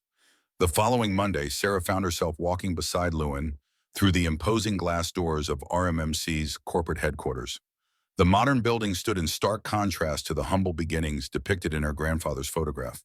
Inside, polished stone floors and wood-paneled walls projected solidity and permanence, a company built to last generations. Edward Phillips, RMMC's current CEO, greeted them in a conference room dominated by a massive table of polished Montana granite. At 60, Phillips carried himself with the confident bearing of someone who had worked his way up through the ranks. His handshake was firm, his assessment of Sarah swift and comprehensive. Phillips gestured toward the certificates Lewin had arranged on the table. These came as quite a shock to our board. The original founding shares were thought to be fully accounted for decades ago. He studied Sarah carefully. You're William Mitchell's granddaughter? Sarah nodded, maintaining the composed demeanor Lewin had coached her to present. Yes, he left these in a safe on his property. I recently discovered them. Phillips exchanged glances with the corporate attorney seated beside him. Ms. Carter, I'll be direct. These certificates, if authenticated, represent a significant ownership stake in our company. We've operated for decades with the understanding that all founding shares were consolidated during the 1963 reorganization. Mitchell was believed to have sold his interests back to the other partners at that time. Lewin interjected smoothly. Yet there's no record of such a transaction. The shares remained in Mr. Mitchell's possession until his death, then passed to his daughter, and subsequently to my client through legal inheritance. The meeting continued for hours, a carefully choreographed dance of corporate interest against potential shareholder rights. Phillips explained RMMC's evolution from small mining operation to diversified natural resources company. Engineers and financial officers presented data on current operations and valuations. Through it all, Lewin guided Sarah, helping her understand the implications of each point. By late afternoon, Phillips finally addressed the elephant in the room. Our preliminary analysis suggests these shares, adjusted for splits and restructuring, would represent approximately a 3.2% ownership stake in RMMC. He paused, seemingly weighing his next words. Based on recent valuations, that stake would be worth roughly $257 million. The number hit Sarah like a physical blow. $257 million. The amount was so vast it seemed abstract, disconnected from reality. She maintained her outward composure while her mind reeled, thinking of the drafty farmhouse, her waitress uniform, Maya's single pair of school shoes. Phillips continued, unaware of her internal turmoil. Obviously, we'll need to complete authentication and legal verification. However, assuming everything checks out, the board would prefer to resolve this cleanly. We're prepared to discuss a buyout at fair market value, plus a premium for expedited settlement. Back at the farmhouse that evening, Sarah sat on the porch steps, watching the sunset paint the sky in shades of orange and purple. The day's revelations felt surreal against the backdrop of her current reality. The half-repaired house, her waitress uniform hanging to dry on the clothesline, Maya's homework spread across the kitchen table inside. James settled beside her, offering a mug of coffee. It's a lot to process. Sarah wrapped her hands around the warm mug. It doesn't feel real, none of it. 2 weeks ago, I was worried about affording school supplies. Now Thomas is talking about investment strategies for hundreds of millions. She shook her head slowly. Why would my grandfather hide all this? Live in a modest farmhouse when he could have had anything? James considered the question. Some people value different things. Maybe wealth changed the other partners in ways that disturbed him. Maybe he wanted to protect your mother from whatever caused the rift in '63. Their conversation was interrupted by George's truck pulling up the driveway, dust billowing behind it. He stepped out, looking uncharacteristically agitated. You've got trouble coming. Eleanor and Victor Carter just stopped at my place asking about you. Seemed particularly interested in who's been visiting. Mentioned seeing fancy lawyer cars up here. Sarah's stomach tightened. Someone had been talking, perhaps someone at RMMC or in Lewin's office, tipping off the Carters that something significant was developing. How much time do we have? Not much. They were heading this way. George's expression was grim. Whatever you've been keeping close to your chest, they're getting wind of it. Sarah made a quick decision. James, take Maya to town. Get dinner at Frank's. I'll handle this. When James hesitated, she touched his arm gently. Please, I need to face them alone. After James left with a confused but excited Maya, Sarah changed from her work clothes into her one decent outfit, dark jeans and a blue blouse she'd worn to parent-teacher conferences. She brushed her hair, applied minimal makeup, and waited on the porch, a strange calm settling over her. 20 minutes later, Eleanor's black Mercedes appeared, followed by Victor's sports car. They parked with deliberate precision, as if making a statement about the proper way things should be done. Eleanor emerged first, immaculate as always in an expensive pantsuit, her silver hair perfectly styled. Victor followed, dressed casually but in clothes that probably cost more than Sarah earned in a month. Eleanor surveyed the partially repaired farmhouse with undisguised disdain. So this is where you've been hiding, charming. The word dripped with sarcasm. Sarah remained seated on the porch steps, refusing to stand for this unannounced invasion. I'm not hiding. I'm living on my property. Victor circled toward the side of the house, peering at the repairs. Playing homesteader now, Sarah? How resourceful. He ran a finger along a newly replaced board. Though I'm curious how you're financing these improvements on a waitress's salary, unless your new friend James is contributing more than just moral support. The insinuation was clear and intentionally cruel. Sarah kept her voice level. What do you want, Eleanor? Eleanor mounted the porch steps without invitation, looking down at Sarah from her superior height. Information has reached me that you've been meeting with corporate attorneys.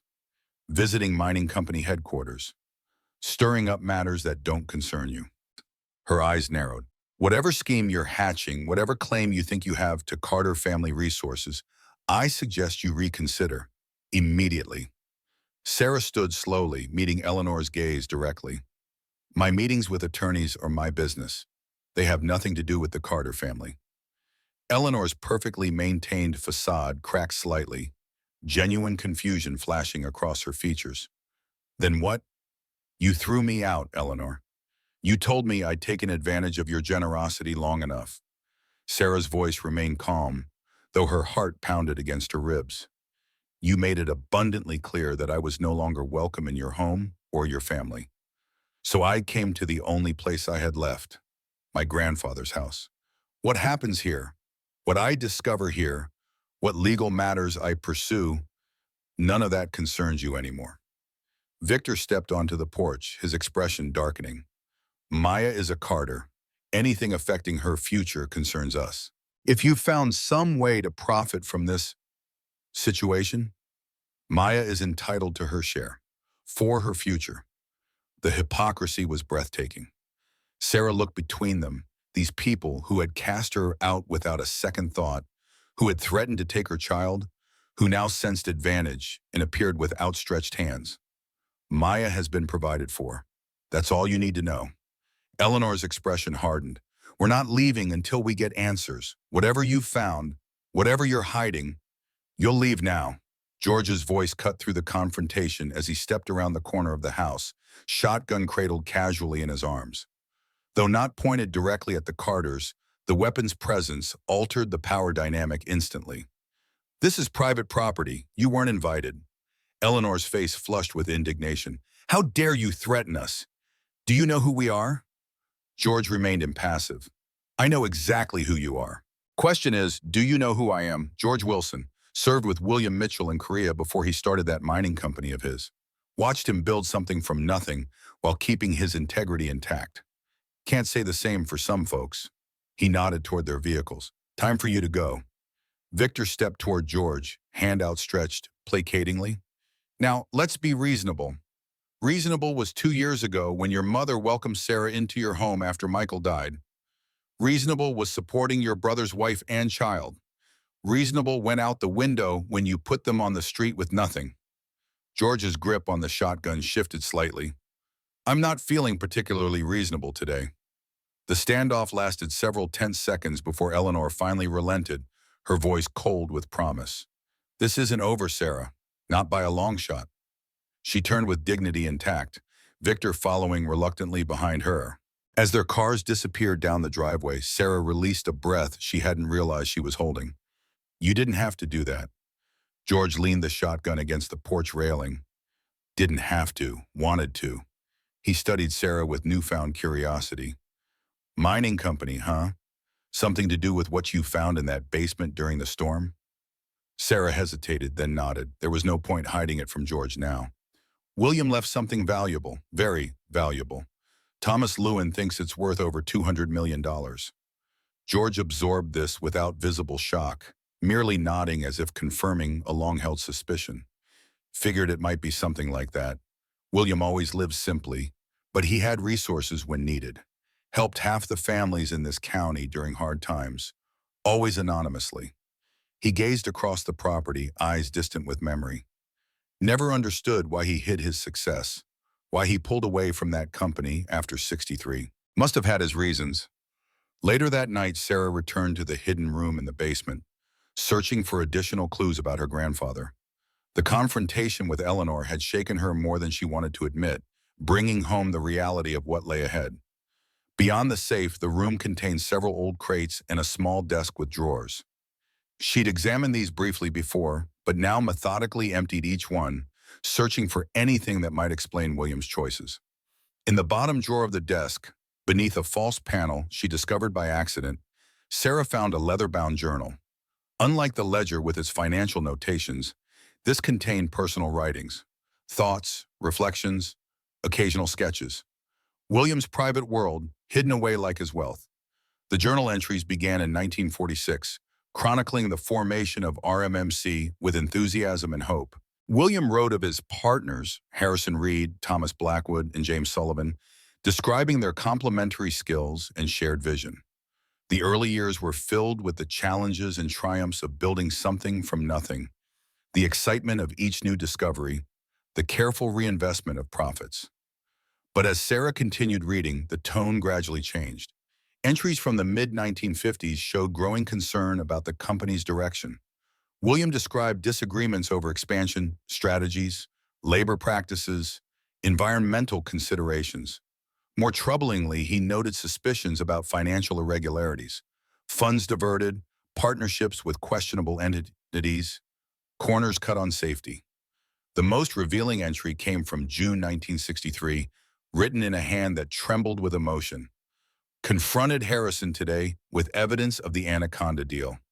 Timber rights sold illegally, documentation falsified. Sullivan backed me at first, then folded when Blackwood threatened exposure of his affair. Offered to buy my shares at half their value for the good of the company. When I refused, Harrison suggested accidents happen in mining country, not just threatening me now.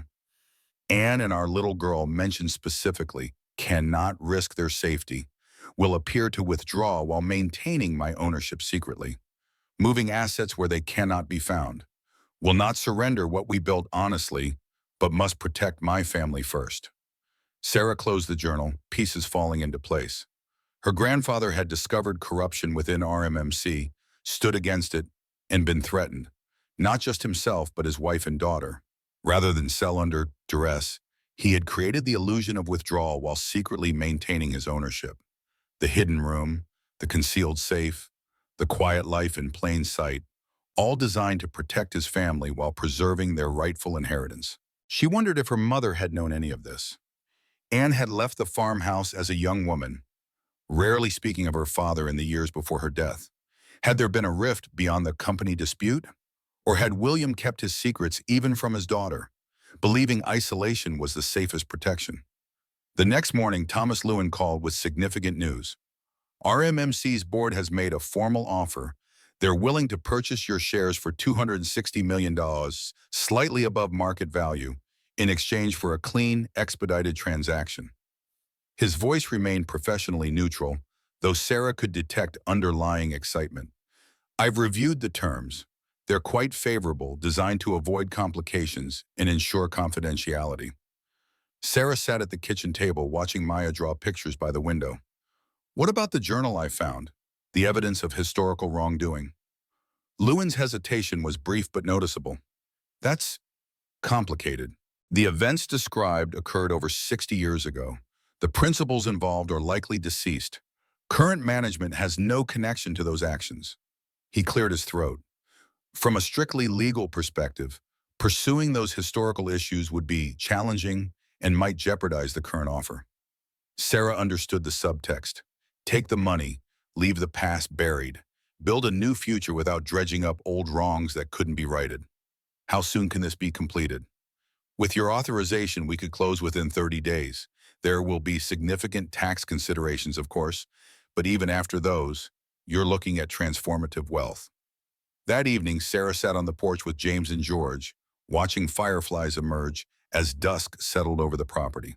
She had shared the journal's revelations and the buyout offer with them, needing perspective from the only two people she truly trusted. George whittled a small wooden horse, his knife moving with practiced precision.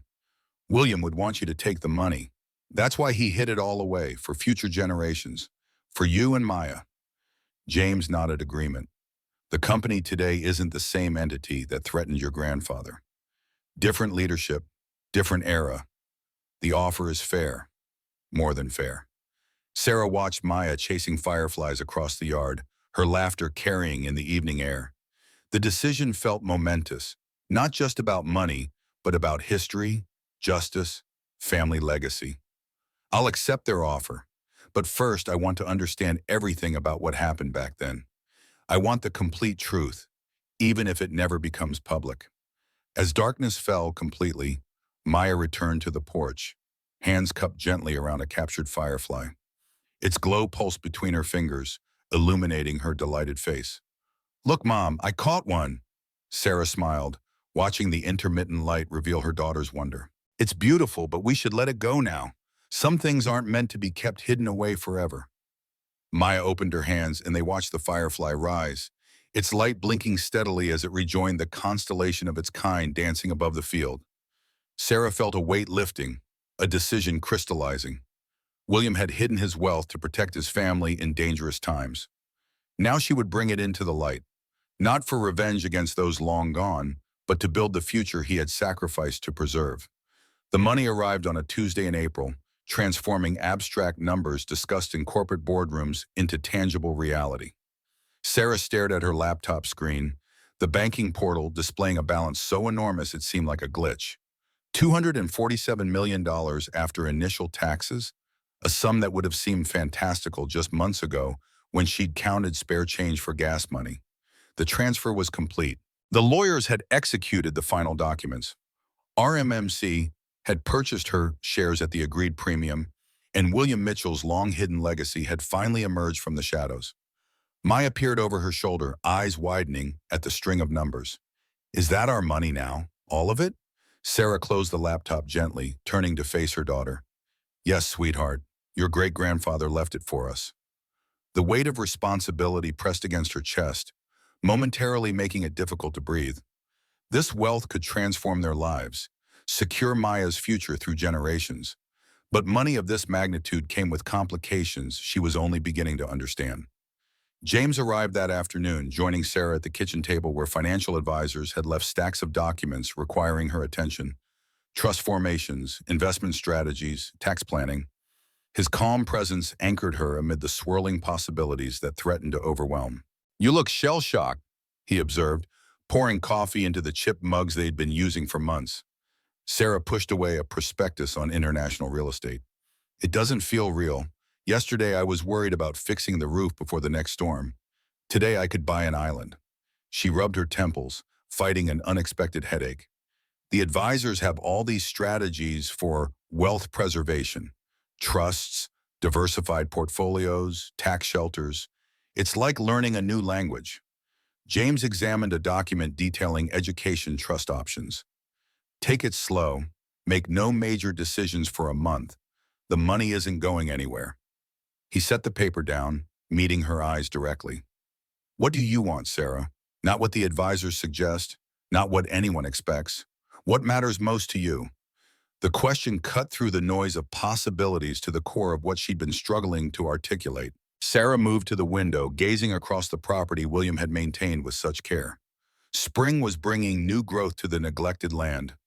Wildflowers pushing through tall grass, fruit trees blossoming despite decades of neglect. Life persisting against the odds. I want to honor William's legacy, not just preserve his wealth, but continue the person he was. She turned back to James, and the journal entries show he quietly helped people throughout this region for decades. No recognition, no fanfare, just saw needs and met them. Her voice strengthened with conviction. I want Maya to have everything she needs, but not to be defined by wealth. I want this place restored, not as a showcase, but as a home. And I want to help others who've been where I was, thrown away, starting over with nothing.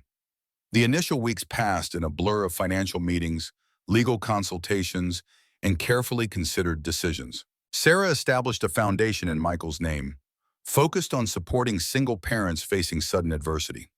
She created irrevocable trusts for Maya's education and future security. She transferred money to James to repay Michael's hidden fund, despite his protests. Most significantly, she purchased the surrounding 50 acres adjacent to the original property, expanding William's modest homestead into a substantial estate. When asked by her advisors why she didn't simply buy a mansion in a prestigious location, Sarah remained firm. This land has history. My grandfather chose it, worked it, protected it. We're staying. Architectural plans for renovating the farmhouse took shape gradually. Sarah insisted on maintaining the original structure while updating systems and adding thoughtful expansions. The architects initially resisted, suggesting it would be more cost-effective to demolish and rebuild. But Sarah was adamant. The bones stay. This house sheltered us when we had nothing. We're not erasing that history. Through it all, Sarah maintained her shifts at Frank's diner, despite Frank's confusion.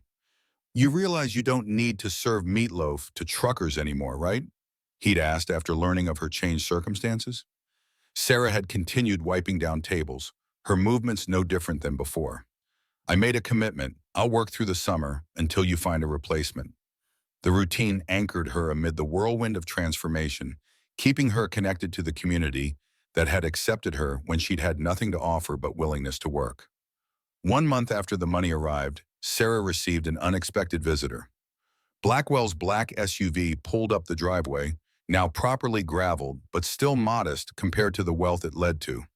The private investigator approached the porch with none of his previous arrogance, his posture almost deferential. Sarah met him at the steps, arms crossed. "Mr. Blackwell, I'm surprised to see you again." Blackwell removed his sunglasses, revealing tired eyes and new lines of strain. "Mrs. Carter sent me with a message. She's aware of your changed circumstances." He shifted uncomfortably, clearly struggling with his assigned task. "She requests a meeting to discuss Maya's inheritance rights as Michael's daughter." The predictable demand ignited a flash of anger Sarah didn't try to suppress. "Maya has been provided for. More than provided for. Eleanor threw us out with nothing, no support, no concern for her granddaughter's welfare. Now she wants a share?" The memory of that humiliation remained razor sharp. "Tell Eleanor if she wants to discuss anything with me, she can come herself. No intermediaries, no lawyers." Blackwell nodded, clearly relieved to deliver the message and depart. Sarah watched him leave, a complex mixture of emotions churning inside her. Part of her wanted to reject Eleanor completely, to savor the justice of denying her former mother-in-law access to wealth she'd never deserved. But beneath the righteous anger lay something more complicated. The awareness that Maya deserved to know her father's family, regardless of their flaws. Wealth had given Sarah power she'd never possessed in their relationship. How she wielded that power would shape not only Eleanor's future, but her own character and the values Maya would absorb. George found her still on the porch an hour later, lost in thought. His weathered hand placed a mug of coffee beside her. "Saw Blackwell's car. Eleanor finally making her move?" Sarah nodded, accepting the coffee gratefully. "Wants a meeting, probably to demand Maya's fair share of my grandfather's money." George settled into the chair beside her, his movements deliberate with age but still strong. "Figured as much. Folks show their true nature when money's involved. Either the having of it or the wanting of it." He sipped his coffee, gaze traveling over the property where construction equipment now waited for the renovation to begin. William used to say wealth is like fertilizer. Spread it around and things grow, pile it up in one place and it just stinks. 2 days later, Eleanor arrived alone, her Mercedes creating an incongruous sight parked beside the construction trailers. She had dressed for the occasion in an expensive suit, hair perfectly styled, makeup flawless, armor against the humiliation of supplication. Sarah met her in the living room, now cleared of furnishings in preparation for renovation. The contrast between Eleanor's polished appearance and the stripped-down room with exposed beams and subflooring highlighted the fundamental differences between them. Eleanor broke the silence first, her voice carefully modulated to hide emotion. "You look well, Sarah. Success agrees with you." Sarah offered no pretense of warm welcome. "What do you want, Eleanor?" The older woman's composure flickered momentarily. "I understand your resentment. Things ended poorly between us. But Maya is still Michael's daughter. She's entitled to a share of any family assets, including this windfall you have discovered." Sarah felt an unexpected wave of pity beneath her anger. Eleanor truly believed she was entitled to this. That family connection granted rights regardless of behavior. "This isn't Carter family money, Eleanor. It has nothing to do with Michael or his family. It came from my grandfather, a man who worked honestly for everything he built, who lived simply not because he had to, but because material wealth didn't define him." Eleanor's expression hardened. "Maya is a Carter. Whatever you've obtained, her heritage entitles her." "Maya is entitled to nothing." Sarah's voice cut through the room, sharp enough to silence Eleanor mid-sentence. "She will receive everything because I choose to give it to her, not because of entitlement. Just as I choose to establish a small educational trust for her in your name, despite what you did to us. Sarah leaned forward, holding Eleanor's gaze. Not because you deserve it, not because you're entitled, but because Maya deserves to know her father's family, however flawed. Eleanor blinked rapidly, caught between indignation and confusion. A trust in my name? How generous. The words dripped with sarcasm, but uncertainty had crept into her voice. And what strings are attached to this gift? Sarah moved to the window, looking out at Maya playing with George in the yard, learning to identify different trees. You will have monthly visitation with Maya, supervised at first. Then we'll see. You will never disparage me to her or attempt to turn her against me. You will never again threaten custody action. She turned back to Eleanor. In return, you'll be acknowledged as her grandmother, with appropriate holidays and birthdays included. The trust will cover her education through graduate school if she chooses that path, with your name attached as the benefactor. Eleanor's face revealed the internal calculation, pride warring with desire for connection to her only grandchild, her only remaining link to Michael. And if I refuse these terms, then you get nothing. No visits, no relationship, no acknowledgement. Maya has a substantial inheritance that will secure her future regardless of your participation. Sarah kept her voice level, stating facts rather than threats. I don't need your money or your approval anymore, Eleanor, but Maya deserves a grandmother if you can be one worthy of her.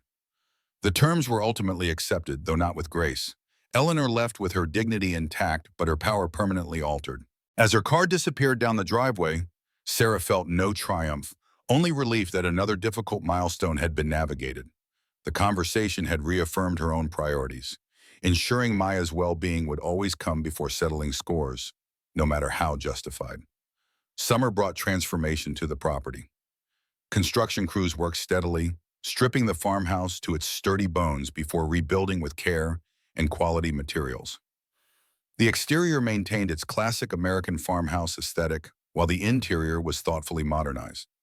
Sarah oversaw every detail, from preserving the original hardwood floors to selecting fixtures that honored the home's heritage while adding contemporary comfort. Beyond the main house, the property blossomed with purpose. The old barn was converted into a guest house, where George insisted on residing rather than accepting Sarah's offer of a suite in the main house. Need my own space, he'd grumbled. Been living alone too long to change now. But the craftsmanship of the renovation and the care taken with his preferences revealed how deeply he appreciated being considered family. The overgrown fields were cleared and replanted, some with crops, others with native wildflowers. Sarah established an educational program inviting local schools to learn about sustainable agriculture and regional ecology. The forgotten creek was cleared and enhanced, becoming a centerpiece of the property's natural beauty. Through these months of physical transformation, Sarah's relationship with James evolved with cautious tenderness. Neither rushed to define what was developing between them, both conscious of Michael's memory and the complicated emotions involved. They worked side by side on restoration projects, shared meals with Maya and George, and gradually allowed the natural chemistry between them to strengthen into something more profound than friendship. One evening in late August, with the renovated house nearing completion, they walked the property at sunset. The golden light bathed the hills in warmth, highlighting how much had changed in less than a year. James stopped at the crest of a small rise, looking back at the farmhouse with its fresh white paint and welcoming porch. It's beautiful, Sarah. William would be proud. His voice held genuine admiration. You've honored his legacy perfectly. Sarah followed his gaze, seeing not just the physical transformation, but the journey it represented. Sometimes I still expect to wake up on that floor by the wood stove, worried about affording breakfast. She turned to him, sudden vulnerability in her expression. Does it seem strange to you that I stayed here instead of moving to some mansion? That I still work with Frank on community projects instead of joining the country club? James took her hand, his touch grounding her racing thoughts. Nothing about you has ever been strange to me, Sarah. Extraordinary, yes, but never strange. His eyes held hers with unwavering certainty. Money changes circumstances, not character. You're the same woman who refused to break when the world came crashing down, just with more resources to build something meaningful. Their first kiss came naturally that evening, neither planned nor rushed, simply the next authentic step in a relationship built on mutual respect and shared values. When James held her, Sarah felt none of the hesitation or guilt she'd feared. Instead, there was a sense of rightness, of possibilities unfolding as they were meant to. Autumn brought a call that Sarah had been half expecting. Victor's voice on the phone was strained, lacking its usual arrogance. "It's father. He's had a stroke. Serious one. The doctor's friend optimistic." He paused, the silence waited. "He's asking for you and Maya." Sarah had carefully limited contact with the Carters beyond Eleanor's supervised visits with Maya. Victor and Natalie she'd avoided entirely. Their cruelty during her eviction, still a wound that needed no reopening. But Henry had been different. Weak-willed in the face of Eleanor's dominance. Yes, but never actively cruel. He'd been kind to Maya, sneaking her cookies when Eleanor wasn't looking, asking about her school projects when others ignored her. The hospital room smelled of antiseptic and impending loss. Henry Carter looked diminished against the white sheets, his robust frame now slack, one side of his face drooping unnaturally. Eleanor sat beside him, her usually perfect appearance showing signs of strain, hair less precisely styled, eyes rimmed with fatigue. She stiffened when Sarah entered with Maya, but said nothing, her gaze fixed on her granddaughter with hungry intensity. Maya approached the bed cautiously, her small hand reaching for Henry's functional one. "Grandpa, it's me, Maya. Mom and I came to see you." Henry's eyes filled with tears, his functioning hand squeezing Maya's with surprising strength. His speech was slurred almost beyond recognition, but the emotion behind his struggle to communicate was clear. Sarah moved to the bedside opposite Eleanor, completing a tableau of family brokenness in tentative reconciliation. "We've been thinking about you, Henry." Sarah kept her voice gentle, free from the resentment she might have felt justified in expressing. "Maya's been drawing pictures for you." She helped Maya show the colorful drawings, their renovated home, the creek, the horses Sarah had recently acquired for the property. Henry's tears flowed freely now, his good hand moving from Maya to grasp Sarah's wrist with urgent pressure. His mouth worked painfully, forcing out garbled sounds that eventually formed recognizable words. "I'm sorry, should have stopped her." The simple apology, extracted through such physical effort, punctured Sarah's carefully maintained emotional distance. This was Michael's father, the man who had taught him to fish, to change a tire, to treat women with respect. A flawed man who had enabled Eleanor's worst impulses through passivity, yes, but also someone who had loved Michael, and in his way, Maya too. "It's okay, Henry. We're doing well now." Sarah placed her other hand over his, offering forgiveness that seemed to matter deeply to him. "Maya will come visit you when you're feeling better. We both will." Eleanor watched this exchange without speaking, her expression unreadable. Only when Sarah and Maya prepared to leave did she follow them into the hallway. Her composure regained, but something new visible beneath it, a fragility previously concealed. "Thank you for coming. It means a great deal to him." Eleanor's voice was carefully neutral. "The doctors say he may recover some function with therapy, but..." She left the sentence unfinished, medical realities hanging unspoken between them. Sarah nodded, understanding the unspoken request. "Maya and I will visit regularly. He's her grandfather, regardless of what happened between us." She met Eleanor's gaze directly. "Family isn't just about blood or name, Eleanor. It's about who shows up when it matters. Henry is showing up now in the only way he can. I respect that." The renovation of the farmhouse was completed as autumn painted the surrounding hills in russet and gold. Sarah hosted a small gathering to celebrate. Frank and his wife, Ruth from the food pantry, Thomas Lewin and Rebecca Patel, James, George, and a few others who had supported them during the difficult early months. Notably absent were the Carters, though Sarah had extended an invitation to Eleanor and Henry, now recovering in a rehabilitation facility. The house gleamed with a careful restoration. Original woodwork polished to a warm glow.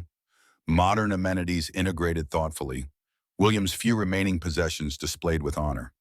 The hidden room in the basement had been preserved behind glass, becoming a small museum to William's story. The safe remained in its original position, empty now, but powerful in its symbolism. As guests admired the transformation, Sarah found herself drawn back to this preserved space, slipping away from the celebration to stand quietly before the glass enclosure. The juxtaposition was striking. The carefully maintained time capsule of hardship and secrets alongside the bright, open home it had made possible. Two realities, two chapters of the same continuing story.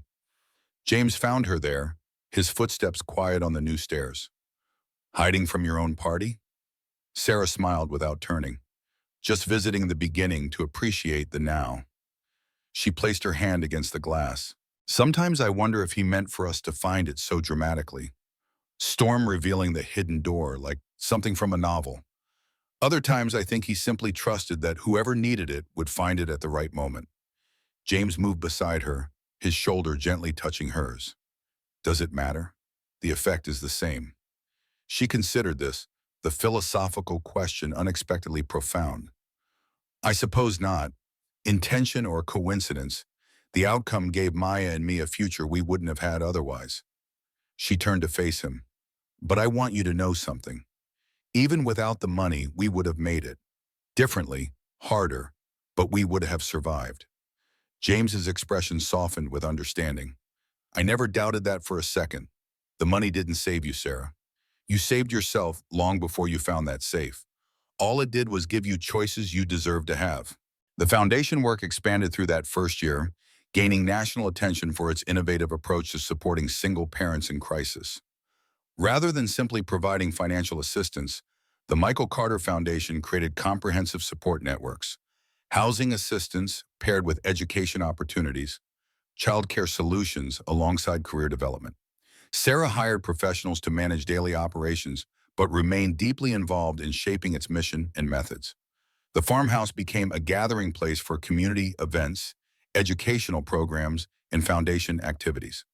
The property that had once been neglected and forgotten transformed into a center of positive change and growth. Sarah established a weekly farmers market in the renovated barn, providing local producers an opportunity to sell directly to consumers while offering foundation participants valuable work experience. Eleanor's relationship with Maya developed with careful boundaries. Monthly visits expanded to weekly as Eleanor demonstrated consistent respect for Sarah's parental authority. The educational trust remained Eleanor's primary financial connection to her granddaughter, a contribution substantial enough to matter but structured to prevent control or manipulation. Henry's recovery progressed slowly but steadily. 6 months after the stroke, he managed short walks with assistance and communication through a specialized tablet. Sarah arranged for him to visit the farm during these months, observing the tentative rebuilding of trust between him and Maya.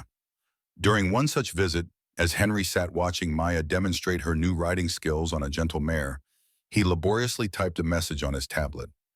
Michael would be proud of you. Not for money, for strength. The simple validation from her late husband's father carried unexpected weight. Sarah squeezed Henry's shoulder gently in acknowledgement, words unnecessary between them. Victor and Natalie Art remained distant, their initial attempts to exploit the situation rebuffed firmly enough to discourage further efforts.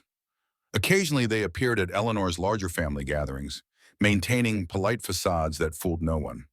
Sarah accepted their presence as an unavoidable aspect of maintaining Maya's connection to her paternal family, but established clear boundaries that even Eleanor now enforced. Through these months of external achievement and family reconfiguration, Sarah's relationship with James deepened with thoughtful intention. Neither rushed toward conventional milestones, both understanding the value of building something genuine and sustainable. James maintained his own residence in town, but spent most evenings at the farm, becoming an essential part of their family rhythm without formal declaration. George, watching this development with quiet approval, became the unexpected facilitator of their evolving relationship. His gruff pragmatism cut through hesitation when needed. You two dance around each other like teenagers. Life's too short for that nonsense. His bluntness frequently broke tension at crucial moments, allowing honesty to flourish where caution might have prevailed. Winter arrived with its quieting effect on the land. Snow blanketed the property, transforming busy fields into contemplative landscapes. Sarah found unexpected peace in this season of rest, taking time for reflection after months of intense activity and change. On a crisp December morning, with sunlight sparkling across untouched snow, Sarah took Maya to the basement museum room. At 8, Maya was old enough now to understand more of their family history and the remarkable journey they had experienced. Sarah unlocked the glass door, allowing Maya to step into the preserved space for the first time since its discovery. "This is where everything changed for us," Sarah explained, watching her daughter examine the safe with curious fingers. "Your great-grandfather William built something valuable, then hid it away to protect it. When we needed it most, we found it, exactly when we were ready." Maya ran her hand along the safe's brass handle. "Why did he hide it instead of using it? He could have had a big house and fancy cars." Sarah settled on an old crate, drawing Maya beside her. "Some people understand that wealth isn't just about what you can buy. It's about freedom, security, the ability to help others. William lived simply because those values mattered more to him than showing off his success." Maya considered this, her expression thoughtful beyond her years. "Like how we still have dinner at Frank's sometimes, even though we could eat at fancy restaurants every night?" The observation revealed how carefully Maya had been watching, absorbing the values Sarah hoped to instill. "Exactly like that. We maintained connections to the people who helped us when we had nothing, because relationships matter more than money." Maya nodded, then asked the question Sarah had been anticipating. "Are you going to marry James? He makes you smile like Daddy does in the pictures." The innocent observation caught Sarah by surprise. She had been careful not to pressure Maya with the developing relationship, allowing her daughter space to form her own feelings about James's growing presence in their lives. "Would that be okay with you if someday I did?" Maya shrugged with childlike directness. "He's nice. He doesn't try to be my dad, but he helps me with stuff and listens when I talk." She traced patterns in the dust on the desk. "I think Daddy would say it's okay. He wouldn't want you to be alone." Tears pricked unexpectedly at Sarah's eyes, not from sadness, but from the profound relief of hearing her own intuitions confirmed by her daughter's simple wisdom. "I think you're right, sweetheart. Daddy would want us both to be happy." Later that evening, after Maya had gone to bed, Sarah joined James on the porch where he sat wrapped in a thick blanket, admiring the star-filled sky despite the cold. She settled beside him, sharing the blanket and the companionable silence before speaking. "I took Maya to see the hidden room today, to help her understand our story better." James nodded, his arms settling naturally around her shoulders. "How did she take it?" "Better than I expected. She asked about you, actually." Sarah turned slightly, meeting his eyes in the dim porch light. "Asked if we were going to get married." James's arm tightened fractionally, his expression carefully neutral. "Perceptive kid. What did you tell her?" "That it would be up to both of us and her whenever the time felt right." Sarah held his gaze steadily. She gave her approval for what it's worth.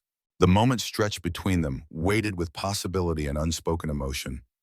James finally broke the silence, his voice quiet but certain. "I've loved you for a long time, Sarah. Even before all this." His gesture encompassed the renovated property, the transformed life around them. "I would have loved you in that broken-down farmhouse with no electricity and mice in the walls. I would have loved you if William's safe had been empty." The simple declaration unlocked something Sarah had held carefully guarded, even from herself. The fear of betraying Michael's memory, of moving forward too quickly, of misinterpreting friendship for something deeper, all dissolved in the face of this undeniable truth between them. "I know." She leaned into him, certainty replacing doubt. "That's why I can love you back." Spring arrived again, marking a full year since the discovery that had transformed their lives. The property bloomed with deliberate beauty, gardens planned and planted, trees pruned and tended, meadows managed for wildflowers and natural habitat. What had once been neglected now thrived under mindful care, much like the lives of those who called it home. On Maya's 9th birthday, Sarah organized a celebration that honored both the past and the future. The gathering included the expected guests, Eleanor and Henry, now mobile with a walker, George, James, friends from school, but also those who represented their journey. Frank and his wife, Ruth from the food pantry, Rebecca Patel and Thomas Lewin, neighbors who had offered help during those early difficult months. As twilight approached and guests began departing, Sarah found herself drawn once more to the small rise where she and James had first acknowledged their feelings for each other. The farmhouse below glowed with warmth against the deepening blue sky, windows illuminated in welcome. James joined her silently, their hands finding each other without conscious thought. "Penny for your thoughts?" His voice was soft, matching the gentle evening breeze. Sarah gazed across the property, seeing beyond the physical transformation to the journey it represented. "I was thinking about worth, about value." She turned to face him fully. "When Eleanor threw us out, she thought we had nothing. I thought so too for a while. But we had everything that actually mattered. Each other, courage, willingness to work, capacity to start over." James nodded, understanding immediately. The money just made visible what was already true. Exactly, William knew that. It's why he could live simply while sitting on a fortune. He understood the difference between price and value. Sarah squeezed his hand, certainty filling her voice. "I want Maya to understand that too, that our worth has nothing to do with our wealth." James pulled her closer, his arms steady and secure around her. "She will, because you live that truth every day." Below them, Maya ran across the yard with George following at his steady pace, both laughing at some shared joke. Eleanor sat on the porch with Henry, their stiff formality gradually softening through regular contact. Inside, staff from the foundation were clearing away birthday decorations, discussing upcoming projects with genuine enthusiasm. Sarah leaned against James, allowing herself to fully inhabit this moment of completeness. The journey from desperate survival to purposeful abundance had taught her what William had known decades before, that true legacy isn't measured in dollars, but in values transmitted, in lives touched, in purpose fulfilled. The safe had contained money, yes, but its greater treasure had been the opportunity to discover her own capacity for resilience, forgiveness, and growth. "Ready to head back down?" James asked after several peaceful minutes. Sarah nodded, taking one last look at the perfect spring evening surrounding their home. "Yes, we have everything we need waiting for us there." They walked hand in hand down the hillside toward the lights of home, their path illuminated by the same stars that had witnessed William's quiet courage decades before. The circle had completed, hardship transformed to opportunity, secrets brought to light, isolation replaced by community. Not because of the money, but because of the character that had allowed Sarah to survive when the money wasn't there, and to thrive responsibly when it arrived. The fortune hidden beneath the rotting floorboards had changed everything practical about their lives. But the true transformation had happened in Sarah's heart, in her capacity to forgive without forgetting, to wield power without vengeance, to honor the past while building the future. And that, more than any amount in a bank account, was William Mitchell's most valuable legacy.